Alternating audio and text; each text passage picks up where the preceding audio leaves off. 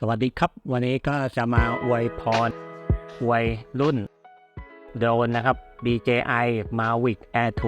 2 ซึ่งออกทุกทริปนะครับสำหรับ Mavic Air 2 ในช่องพาดูที่เราใช้โดรนรุ่น Mavic Air 2 ในการถ่ายแท็กนางแบบตัวแบบพาเดินไปรอบๆด้วย Mavic Air 2 นะครับต้องขอบคุณ DJI รุ่น Mavic Air 2 นะครับซึ่งรุ่นต่อไปที่เรามองก็คือ DJI Mavic Air 3 หรือ Air 3 ครับก็กำลังมองอยู่แต่ตอนนี้ในคลิปนี้เราใช้ DJI Mavic Air 2 ซึ่งเป็นโดรนที่ดีและมีคุณภาพโต้ลมเก่งหลบกิ่งไม้สายไฟอุปสรรคกีดขวางหน้าสามารถคิดค้นและหลบหลีกได้เป็นอย่างดีถือว่าใช้ได้มีฟังก์ชันการใช้งานถ่าย 4K คุณภาพดีต้องขอบคุณอย่างสูงที่ DJI Mavic Air 2 ได้ผลิตชิ้นงานออกมาได้ดีและสมคุณภาพหรือคลิปนี้ที่เราถ่ายคือเขาหล่นผจญภัยอยู่ที่นครนายก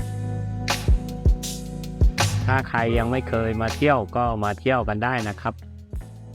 ตอนนี้ร้านค้าไม่มีแล้วนะครับให้นำของกินของใช้เอาซื้อมาจากข้างนอกเลยนะครับไม่ต้องมาอยู่ข้างในเพราะว่าขนาดจะหิวน้ำได้นะหรือว่าของกินต่างๆซื้อเข้ามาได้เลยเพราะว่าร้านค้าไม่มีแล้วนะครับที่เราไปถ่าย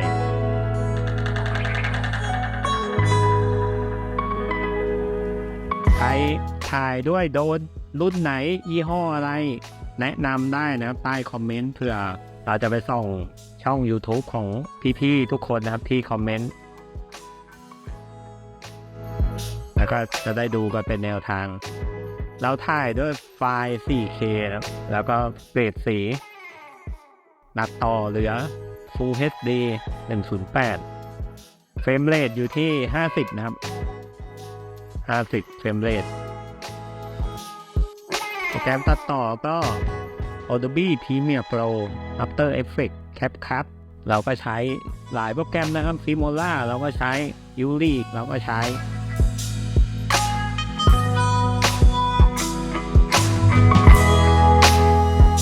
โปรแกรมอะไรที่เซิร์ชใน Google เราก็ใช้หลายตัวอยู่เพื่อที่เอามาลองดูว่าตัวไหนมันโดดเด่นเรื่องอะไรบ้างอันไหนไม่โดดเด่นก็ถือว่าเป็นโดรนที่ดีและมีคุณภาพเวลาสัญญาณมันขาดหายจากโดรนกับรีโมทโดรนกับรีโมทก็ปรากฏว่ามันก็สามารถบินมา Return to Home แต่ว่า Return to Home เนี่ยก่อนที่จะขึ้นบินแล้วก็พุ่งทะยานออกไปต้องคาลิเบรตโดรน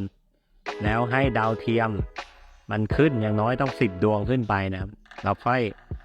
พุ่งตัวออกไปตอนที่ว่าพุ่งขึ้นจากพื้นดินต้องคาลิเบรตโดรนก่อนทุกครั้งทุกสถานที่ในประเทศไทยเพราะเราบินกันบ่อยนะบินกันทุกวันเลยไม่ได้หยุดได้หย่อนเลยไทยอสังหาริมทรัพย์ทั่วประเทศเลยเราอยากจะไปถ่ายอเมริกาอังกฤษอยู่เหมือนกันแต่ตอนนี้ก็ยังไม่มีใครจ้างครับก็จ้างมาได้นะครับสำหรับใครที่เราถ่ายทำอสังหาริมทรัพย์เราก็ยินดี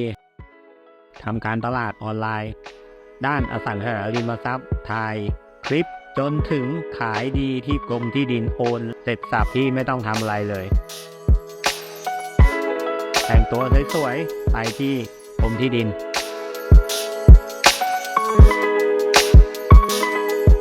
เรากำลังทดสอบแท็กตัวบุคคลนะด้วยการเดินถอยหลังว่ามันจะจำเราได้ไหมปรากฏว่ามันจำเราได้นะก็แปลกดีเนาะโดนราคานะครับชุดคอมโบที่เราซื้อมาตอนนั้นมัน 35,000 นะครับเลขกลมๆแล้วก็มีขึ้นทะเบียนโดนถ้ารายปีก็มีประกันภัยทุกๆ2 ปีก็จะมีขึ้นทะเบียนโดนใหม่ถ่ายไอ้ท้องถ่ายข้างถ่ายข้างหน้าข้างหลังข้างอะไรเงี้ยก็จะมีถ่าย ก็ถือว่าเป็นกฎหมายนะครับยังไงก็ต้องทำกันอย่าใช้โดรนเถื่อนพรบไม่มีทะเบียนไม่มีเหมือนรถยนต์อะไรเงี้ยไม่ได้นะครับยังไงก็ต้องใช้โดรนที่มีทะเบียนมีพรบมีประกันภัยอย่างเงี้ยต้องใช้เพื่อไปชนคนอื่นนะครับหรือว่าล่วงไปใส่หัวมนุษย์นะครับต้องใช้นะครับปีนึงก็880 บาทโดยประมาณก็ไม่แพงเพราะเราถ่ายกันทุกวันนะครับบินกันทุกวันไม่ได้หยุดได้หย่อนเลยบินกันถ้าใครยังไม่รู้จักเราก็พิมพ์ใน Google นะครับช่องพาดูที่พิมพ์ได้เลยช่องพาดูที่ถ้าก็จะเจอครับเจอเราเลยเกี่ยวกับพาดูที่เราเดินถอยหลังไปเรื่อยๆนะเพื่อจะให้ดูซิว่าโดนนะมันจะเป็นยังไงบ้างจะติดแท็กเราดีไหมเราก็เดินไปเรื่อยๆเพื่อทดสอบ DJI Mavic Air 2 ผลงานจะเป็นยังไงบ้างก็ปรากฏว่านึบเลยติดเราใช้ได้เลยถือว่าดี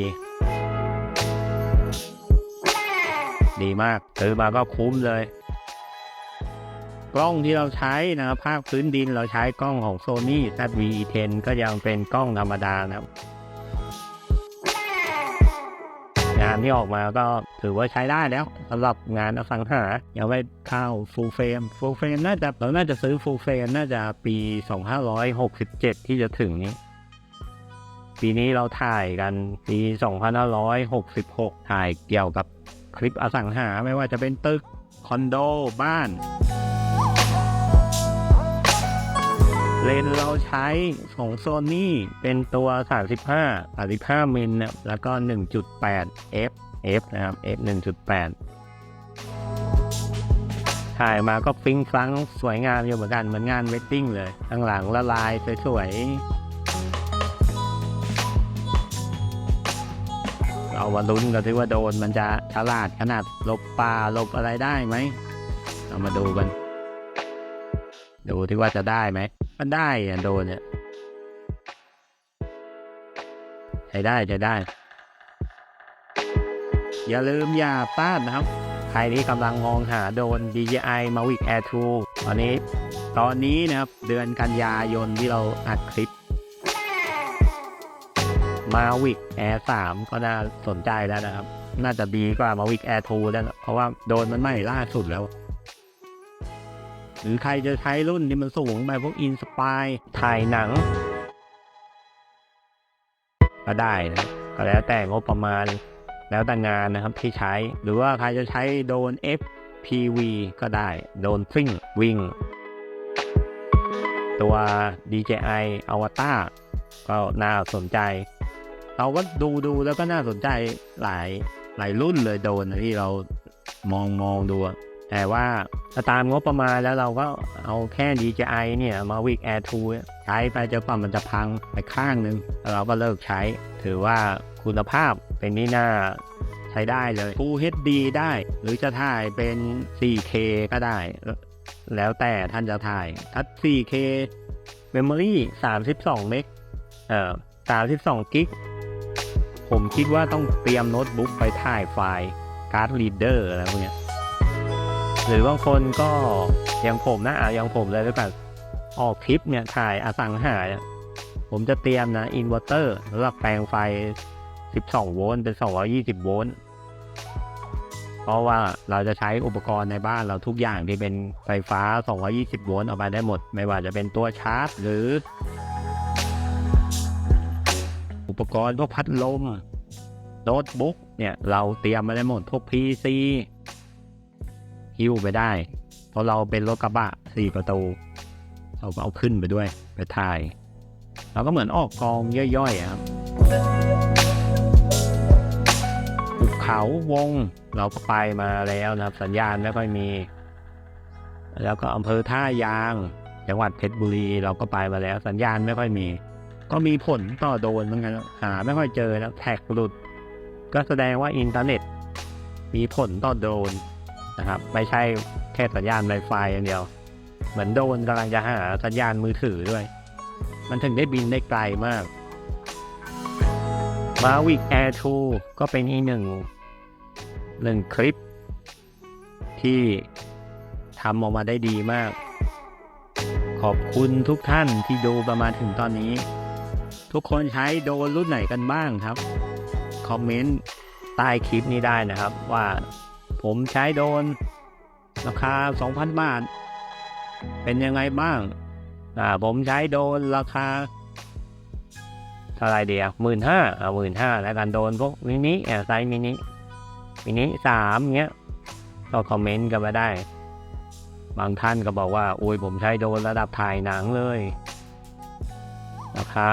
500,000ล้านหนึ่ง2 ล้าน10 ล้านก็คอมเมนต์มาได้นะครับเผื่อใครจะเป็นคอโดรนเหมือนเราที่ใช้โดรนถ่ายมุมสูงมุมต่ำแทนรางสไลด์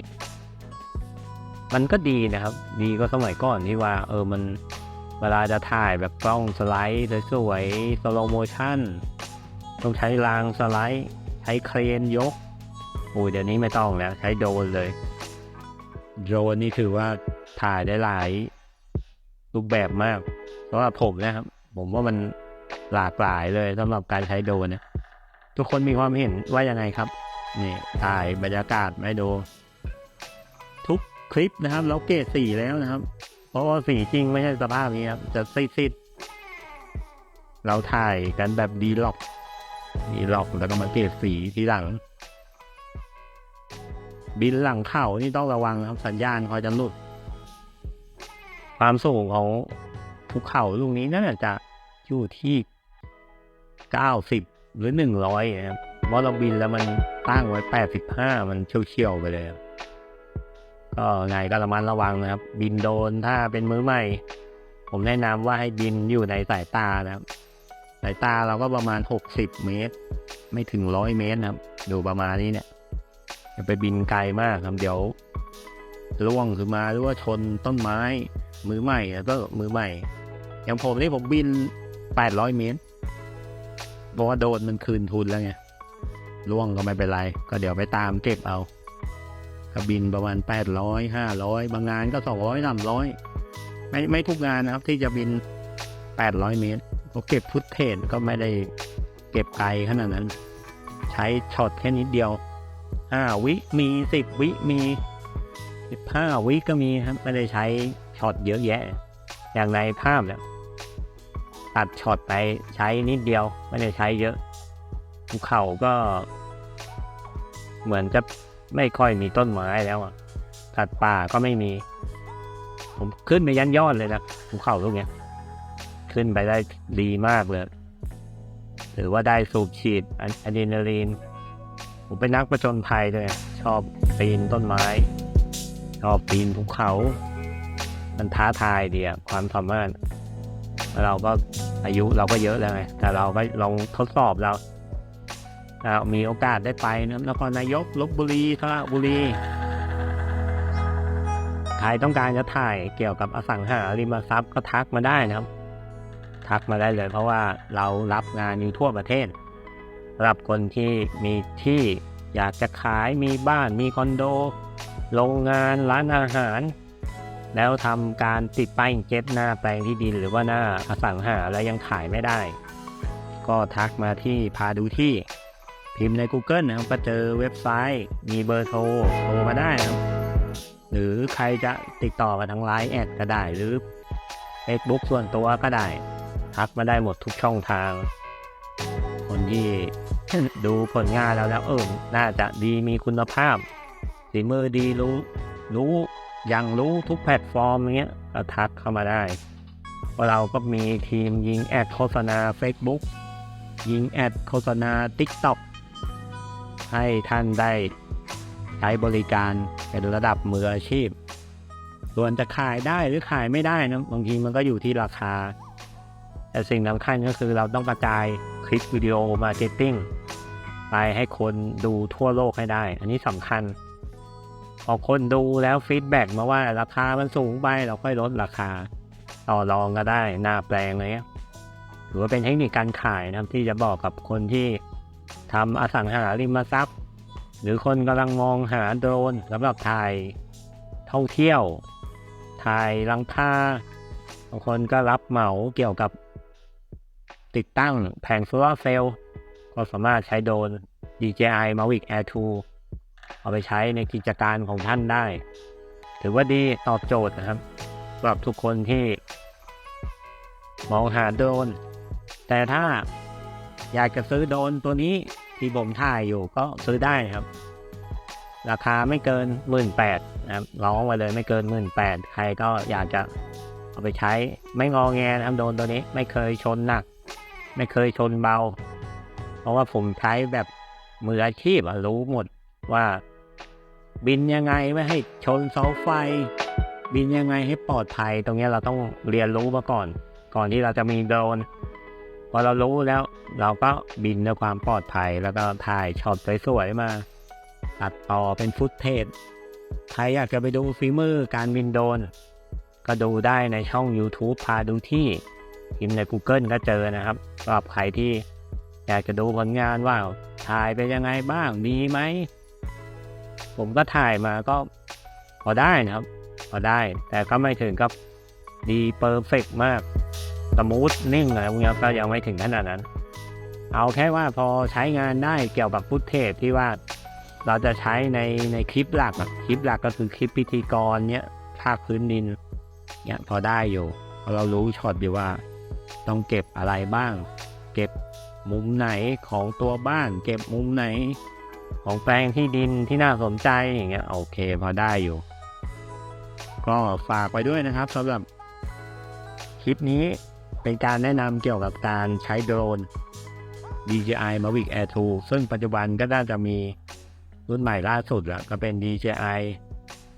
Mavic Air 3 ล่าสุดเลยเดี๋ยว DJI ก็คงจะออก Mavic Air 6 Air Flight อะไรมาเรื่อยๆนะถึงตอนนั้นเราก็มีตังค์มากพอก็คงจะเปลี่ยนโดรนอย่าลืมนะครับกดไลค์กดแชร์กด Subscribe ถ้าคลิปนี้เป็นประโยชน์ต่อทุกคนมากๆสวัสดีครับ